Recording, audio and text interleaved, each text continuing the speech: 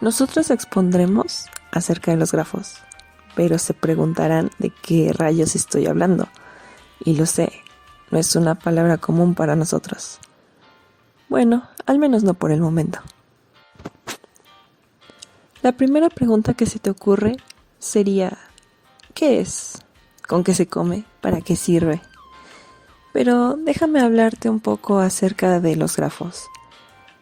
El término grafo proviene de la antigua Grecia, que puede ser traducida al castellano como dibujo o como imagen. Existen diferentes tipos de grafos que podemos utilizar para nuestros proyectos digitales, ya que sus características permiten un sinfín de posibilidades en análisis y soluciones de datos a nivel empresarial.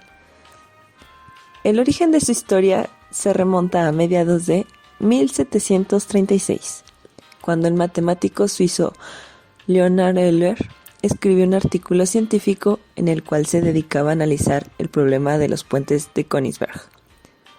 Este problema consistía en el estudio de una hipótesis que basaba en recorrer la ciudad atravesando todos y cada uno de los 7 puentes de la ciudad y volver al punto de partida. La conclusión para este problema planteado desde la teoría de grafos es que debería pasarse al menos 2 veces por alguno de los puntos para hacer el recorrido deseado. Con este experimento inició todo el desarrollo de una teoría que hoy forma parte fundamental de la informática y de la gestión de bases de datos. Euler planeó este problema desde la incipiente teoría de grafos. Y con esta poca información podemos hacer la siguiente pregunta. ¿Qué es un grafo? Es una composición de un conjunto de objetos conocidos como nodos que se relacionan con otros nodos a través de un conjunto de conexiones conocidas como aristas. En ellos se almacenan diferentes tipos de elementos o datos que podemos utilizar para procesar o conocer con fines específicos. Permiten estudiar las relaciones que existen entre unidades que interactúan con ellas. Podemos representar diversas situaciones o elementos con grafos. Estos son extraordinariamente útiles en situaciones muy complejas. Es por esto que es común conseguir implementación de análisis de grafos en estudios de ciencias exactas, ciencias sociales y en aplicaciones informáticas. Un grafo en su totalidad es un par ordenado compuesto por vértices, representado con la letra V, y aristas, representado con la letra E, donde la gran mayoría de los casos los vértices son de cuantificación finita. El número de vértices que componen al grafo son las que conocemos como orden. Existe también el concepto de grado que se corresponde al número de arcos, al que pertenecen de forma externa, y, en cuanto a las aristas, también conseguimos el concepto de bucle, que no es más que una arista relacionada de diversas formas con el mismo nodo. Estos elementos matemáticos que conocemos como grafos son muy utilizados en el estudio de ciencias naturales y otras áreas del conocimiento, en el ámbito empresarial y tecnológico. Se han empezado a explorar sus potencialidades. Su alcance con fines empresariales recorren desde la posibilidad de estudiar las relaciones de los clientes con los productos que se ofrecen, hasta la posibilidad de entender la profundidad de todos y cada uno de los procesos relacionados que se desarrollan dentro de una organización y que son imperceptibles a simple vista. Los grafos inclusive son útiles para combatir el crimen. Recientemente se han aprovechado sus ventajas para estudiar patrones sospechosos de fraude electrónico y bancario. La lucha contra el blanqueo de capitales en un sistema financiero incrementa en gran medida su eficiencia con la incorporación de estas herramientas tecnológicas. Como ya hemos podido observar, los grafos son un mundo por sí solo, contienen un conjunto de características y dinámicas operativas que los convierten en una combinación interesante de datos e información de mucha utilidad para el mundo empresarial. Estos poseen algunas características interesantes que se deben conocer. Entre las principales, existe la adyacencia. Se trata de la relación que existe entre dos aristas que comparten la conexión o relación con un vértice en común. La incidencia se trata simplemente de cuando un vértice está unido a otro. También debemos entender las propiedades de ponderación, que corresponden a una función en la que cada arista es clasificada, cuantificada en diversos términos para aumentar la expresividad del modelo.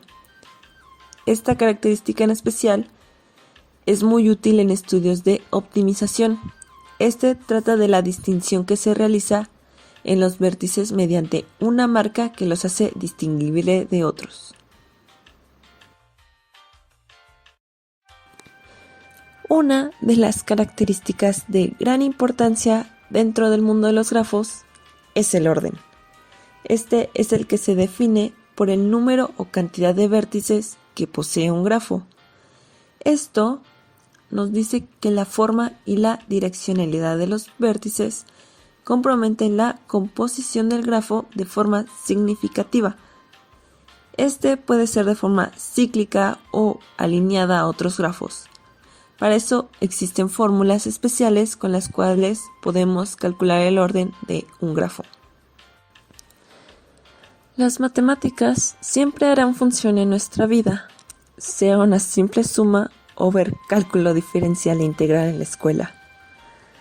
Así que, para calcular el orden de un grafo, debemos ejecutar una fórmula relativamente simple, en la cual tomamos n por n-1 entre 2. Se selecciona el primer vértice del grafo nombrándolo como A y se suma hasta B, pudiendo seleccionar A y B en diferentes formas, como por ejemplo AB o BA. Al tomar otro vértice, entonces tenemos que tener presente que es n-1. Para no incurrir es una doble sumatoria, ya que AB o BA implican una misma conexión. El orden de un grafo es de alguna manera una de las operaciones de mayor relevancia que debemos realizar, porque con esto logramos obtener información de utilidad para entender las relaciones que existen entre los datos. Un método para ordenar un grafo es desde el cálculo de su distancia o los saltos que este grafo posea. La distancia en un grafo no se refiere a la longitud de las aristas, sino en el número de nodos que deben recorrerse para reunir la información que buscamos. El orden de grafos mediante este método funciona bastante bien para grafos en árbol o grafos lineales, ya que utilizan un solo nodo como punto de partida. Dentro de los órdenes que podemos establecer sobre los grafos, destaca el orden cíclico y el orden con otro grafo. Para el caso de orden cíclico, existe un método directo en el que podemos establecer el orden del grafo. Se parte de un vértice dado en 0 y los demás vértices se deben organizar en el sentido de las agujas del reloj. En cuanto a ordenar un grafo con otro, debemos conectar dos nodos enteros con otro nodo, devolviéndolos un subgrafo. Existen muchos tipos de grafos, tal vez hasta demasiados, como el grafo dirigido, también conocido como dígrafo, consta de un conjunto de vértices y aristas donde cada arista se asocia de forma unidireccional a través de una flecha con otro. Las aristas, dependiendo de su salida o ingreso, reciben la calificación de entrante o saliente. La condición común es que siempre tiene un destino hacia un nodo. También existe el grafo no dirigido. Los grafos no dirigidos son aquellos que constan un conjunto de vértices que están conectados a un conjunto de aristas de forma no direccional. Esto significa que una arista puede indistintamente recorrerse desde cualquiera de sus puntos y en cualquier dirección. También existen los grafos etiquetados. Esta clasificación es denominada como grafos etiquetados o grafos dirigidos con pesos. Este tipo de grafos concentran aristas que pueden poseer información adicional donde podemos reflejar nombres, costos, valores u otros datos. Estos grafos también son denominados como redes de actividad y el número asociado al arco se le denomina factor de peso. Este grafo es el que comúnmente utilizamos para representar situaciones de la vida real. Y podríamos simplemente hablar de otros tipos de grafos, como el grafo acíclico, que es aquel grafo que no contiene ningún ciclo simple, o el ciclo cíclico. Un grafo se dice cíclico si contiene algún ciclo simple. También existe el grafo bipartito. Un grafo bipartito es cualquier grafo cuyos vértices pueden ser divididos en dos conjuntos, tal que no haya aristas entre los vértices del mismo conjunto. Se ve que un grafo es bipartito si no hay ciclos de longitud impar. También existe el grafo completo. Es que cada vértice tiene un grado igual a n-1, donde n es el número de vértice que compone el grafo. Además, es un grafo simple en el que cada vértice es adyacente a cualquier todo otro vértice. El grafo conexo, decimos que es un grafo conexo si es posible formar un camino desde cualquier vértice a cualquier otro en el grafo. El grafo denso es aquel grafo en el que el número de aristas está cercano al número de máximo de aristas. Y así nos podríamos seguir al grafo nulo, grafo plano, grafo ponderado, grafo regular, grafo simple, grafo no simple, grafo trivial y grafo vacío, que son muchos otros de los diferentes grafos. Yo les hablaré un poco acerca de la representación de los grafos en Java. Como vimos anteriormente, la representación más extendida de los grafos es mediante lo que se le llama matrices de adyacencia. La clase grafo está compuesta de 4 miembros. El primero sería adyacentes. Los adyacentes representan la matriz de adyacencia, donde cada celda, adyacentes I y J, representará el valor del arco que va desde el nodo I hasta el nodo J. Si el valor es 0, consideramos que no existe arco alguno. El segundo punto, o miembro, es la información, la cual representa la información accesible a cada nodo. Lo que nos lleva al tercer miembro, los nodos, que indica el número de nodos, y el último miembro, vacío, con valor true, si el grafo está vacío. El constructor creará un grafo con un número de nodos igual a número nodos y se iniciará la matriz de adyacencia a 0. Para un grafo con n vértices, una matriz de adyacencia es una matriz de n por n de ceros y unos, donde la entrada en el renglón I y la columna J es 1. Si y solo si la arista I, J está en el grafo. Si quieres indicar un peso de la arista, ponlo en la entrada del renglón I, columna J, y reserva un valor especial, tal vez null, para indicar una arista ausente. Aquí un ejemplo de una matriz de adyacencia. que en JavaScript se representa de esta manera.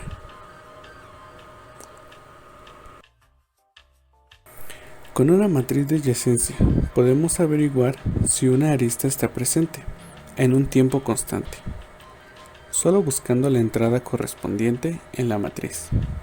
Por ejemplo, si la matriz de adyacencia se llama graph, entonces podemos consultar si la arista I, J se encuentra en el grafo al mirar graph corchetes I, corchetes J. Entonces, ¿cuál es la desventaja de una matriz de adyacencia? Bueno, en realidad son dos. En primer lugar, ocupa un espacio, incluso si el grafo es disperso. ¿Qué quiere decir disperso? Que tiene relativamente pocas aristas. En otras palabras, para un grafo disperso, la matriz de adyacencia, en su mayoría ceros, y utilizamos mucho espacio para representar solo algunas aristas. En segundo lugar, si quieres averiguar cuáles vértices son adyacentes a un vértice dado I, tienes que mirar en todas las entradas n en el renglón I, incluso si solo un pequeño número de vértices son adyacentes al vértice I. Listas de adyacencia. Representar un gráfico con listas de adyacencia combina las matrices de adyacencia con las listas de aristas. Para cada vértice I, almacena un arreglo de los vértices adyacentes a él. Típicamente tenemos un arreglo de n listas de adyacencias, una lista de adyacencia por vértice. En este ejemplo vemos cómo es una lista de adyacencia de un grafo, y en Java se representa así.